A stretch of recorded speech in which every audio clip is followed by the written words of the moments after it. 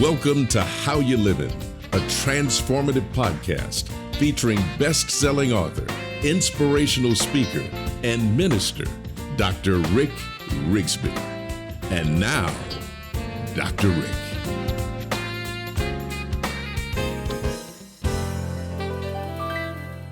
Hello, friends. Thanks so much for joining us today.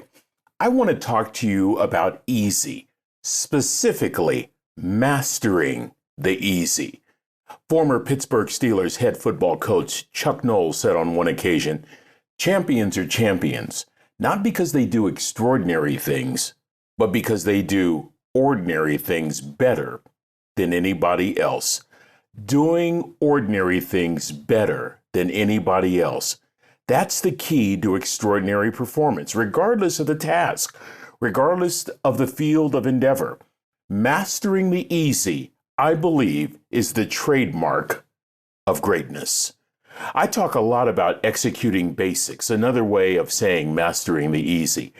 As a child, I was taught to master the easy by my parents.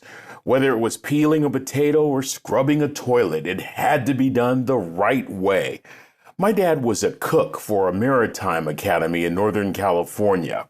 Sometimes he would have responsibilities that would result in him working on the weekends, and we loved this as kids. It meant we could beg him to take us to work with him on a Saturday.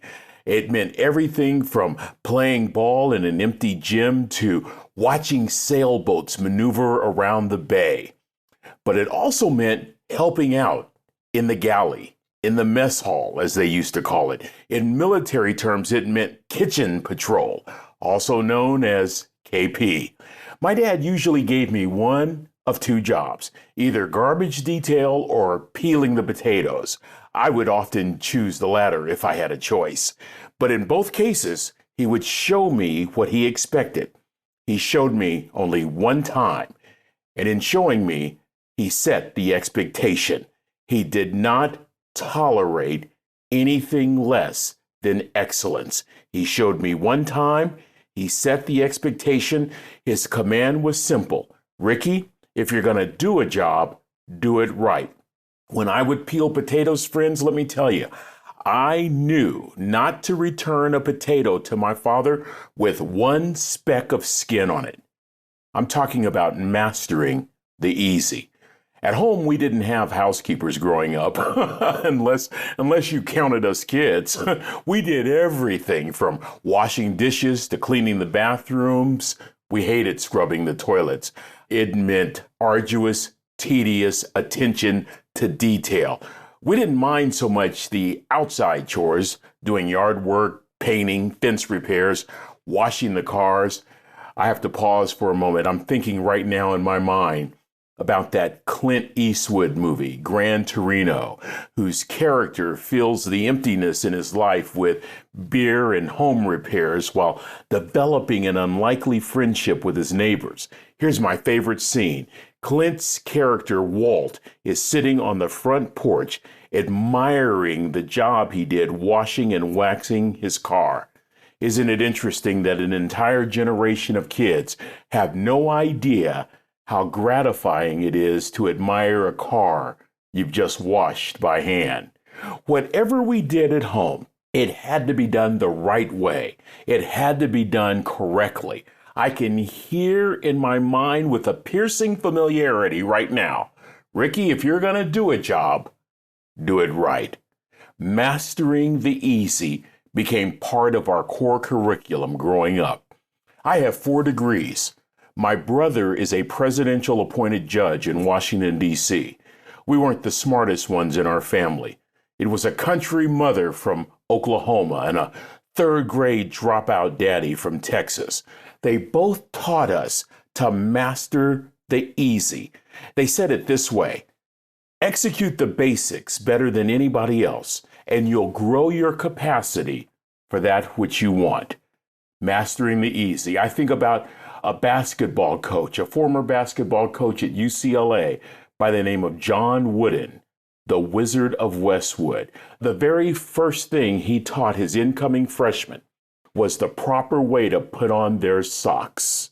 Because if you don't know the proper way to put on your socks, Your feet will develop blisters, and you will be of no use to the team. How about tennis great Arthur Ashe, who said, start where you are, use what you have, do what you can. How about another tennis great, Bjorn Borg?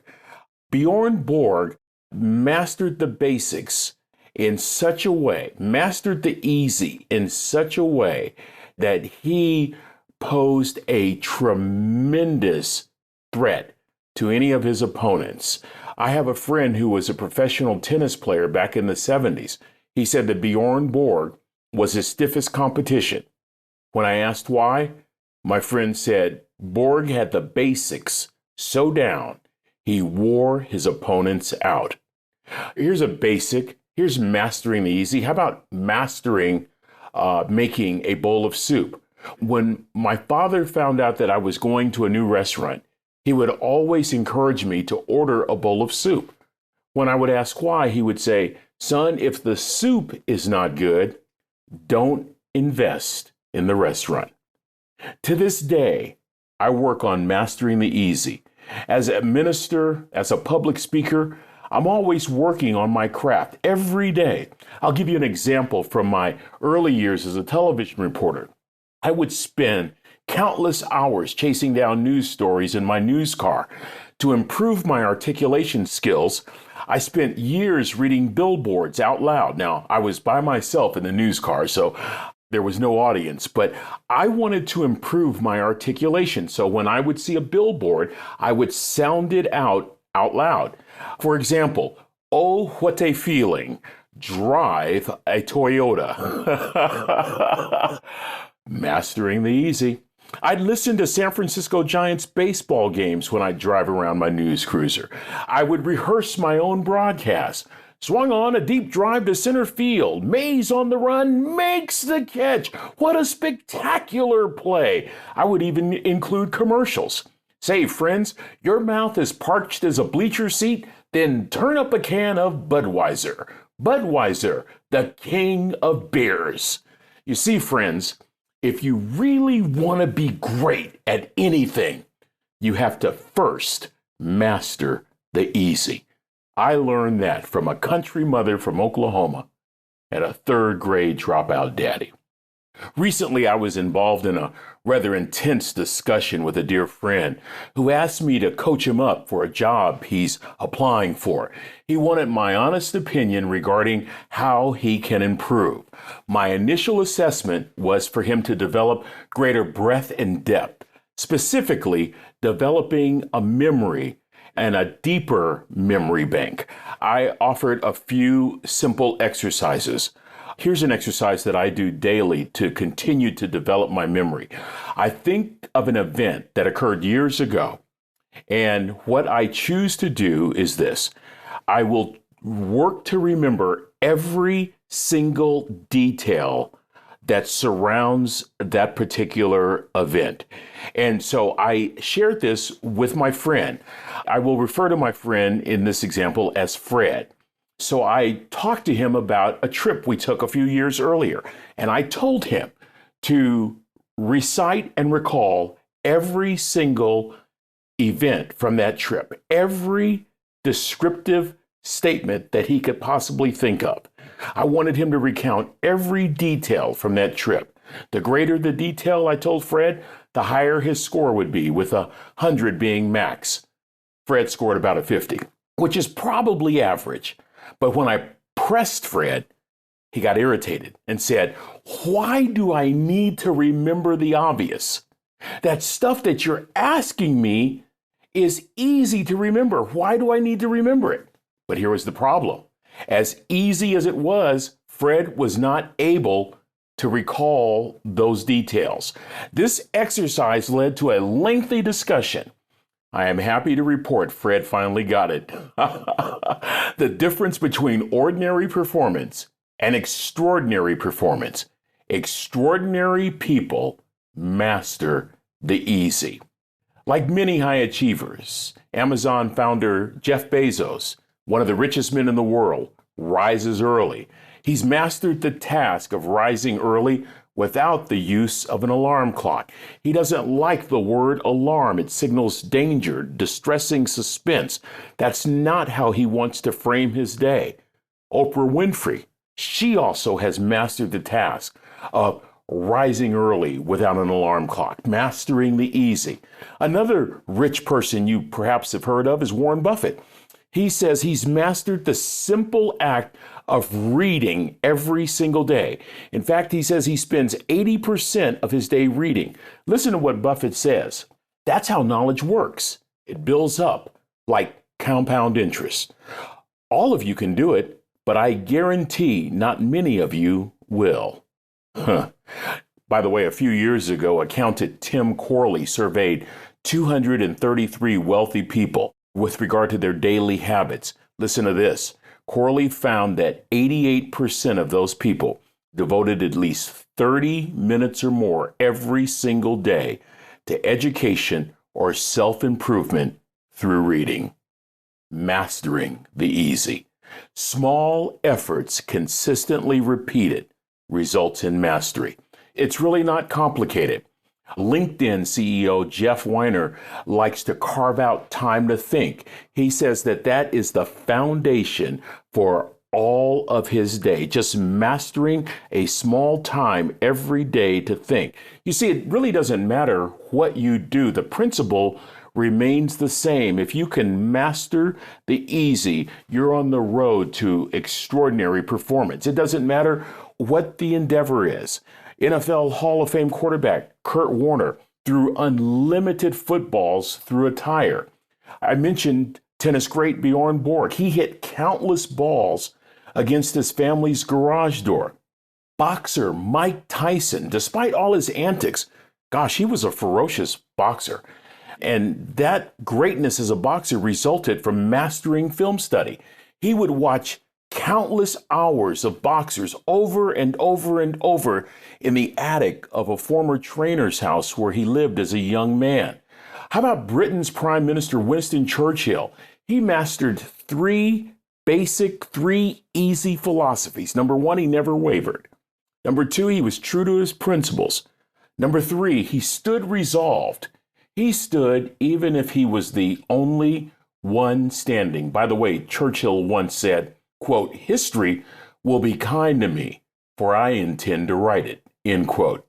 How about the man who spent 5 years perfecting a simple chicken sandwich?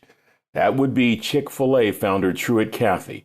How about Kobe Bryant, who mastered the easy task of asking questions? And it didn't matter where he would ask the questions. He wanted to know how to improve so that he could be the best basketball player he could be. There's one example of Kobe asking Michael Jordan questions as they both stood side by side when somebody else was shooting a free throw. Kobe's bugging Michael. Kobe would also call Michael, as the legend goes, in the evenings, late at night. It would be a certain time in Los Angeles. The game was over. It would be a couple of hours later in Chicago, but the phone would ring. Michael would pick it up, and it would bug Michael. Eventually, a friendship resulted. Isn't that interesting? A deep brotherhood resulted. At Kobe's funeral, Michael, in tears, talked about how much he loved his brother's desire to learn, to grow, to challenge himself to get better and better and better every single day. You can trace all of that back to Kobe Bryant's insatiable desire to master the easy, something as easy as asking a question to gain information. Golfing legend Tiger Woods has become a global icon. During his recent Hall of Fame speech, he discussed how he learned how to play golf by playing with his father, Earl, a former Special Forces Green Beret. He learned early in life cause and effect, that where you strike the ball on the club face determines the ball placement. Tiger and his father would begin a round late in the afternoon after Tiger's dad got off work. The rule was simple. As the sun was going down, they would play until someone lost the ball. Well, Tiger wanted to keep playing, so he did everything he could not to lose a golf ball. This forced him to learn where every one of his shots would go. He learned how to shape shots. He learned where to hit the ball on the club face. Tiger would hit golf balls in the grass, through the trees, in the sand, out of the sand, through hula hoops. He was learning to master the easy. Mr. Woods taught his young son a fundamental lesson that Tiger has relied on throughout his illustrious career. Mr. Woods would say, "Son, train hard, fight easy. Train hard, fight easy." Tiger applied this philosophy to his golf life. He made practices grueling, so grueling, he hit thousands of balls until his hands bled. He hit every shot imaginable over and over and over again. Tiger said, quote, "I made practicing so difficult. It hurt so much because I wanted to make sure I was ready come game time," end quote. Train hard, fight easy. That's the foundation for mastering the basics, mastering the easy. Tiger's dad would say to him, "Son, nothing is given to you. If you don't earn it, you don't deserve it." I've been taking golfing lessons lately. I'm reminded that golf is a game of small adjustments, a game of proper alignment. I've had a hook. I'm a left-hander, and I've had a hook ever since I began playing golf back in the 1980s. I've been told, well, that comes from all your years of playing baseball and softball, and just going to have to live with it. I've tried everything to mitigate this hook, but it wasn't until this old guy, this old teaching pro who'd been teaching forever, watched just a couple of my swings and said these words to me, "Rick, you wiggle and waggle." I said, "What?" He said, your grip. You wiggle and waggle your grip. Once you start off, it's fine. It's just fine. But as you swing, your brain pushes you to that bad habit of wiggling and waggling your grip. The result, the club head changes slightly as I swing. I'm now striking the ball with more of a closed face, literally encouraging the ball to hook. This is what the pro said. I'm going to give you one simple exercise. And when you master this easy step, you will hit the ball straight. Friends, it worked. I can't believe it. All the club pro told me to do was before I address the ball, hold the club out. That's right. Stick it out right toward my instructor and make sure that my club face is exact. And then don't change my grip. Don't move my hands. I then present the club face behind the ball. I don't change my grip. I take my time. I do all my other mechanics. I swing, and believe it or not, I hit the ball consistently straight. Now comes the hard work of mastering this easy technique. He also told me this. The club pro told me that golfing great Jack Nicklaus once said that 90% of the time, your club shot is determined before you even swing the club. Your golf shot is determined before you even swing the club. Oh, friends, this speaks to making sure that in our lives, regardless of the endeavor, that we begin every endeavor by making a fundamental commitment to master the easy, whether peeling potatoes or playing the piano or throwing the football or changing the grip of your golf swing. The key to extraordinary performance is discovered as we master the easy. Well, that's going to do it for this episode. Until we meet again, this is Dr. Rick, asking the most important question I can ask. How you living? Are you ready to make an impact in your world right now? Do you want to stop existing and start living your best life right now? Dr. Rick wants to give you the first chapter of his best-selling book, Lessons from a Third Grade Dropout, absolutely free. Just go to www.rickrigsby.com/free gift to get the print or audiobook right now. This is thepodcastfactory.com.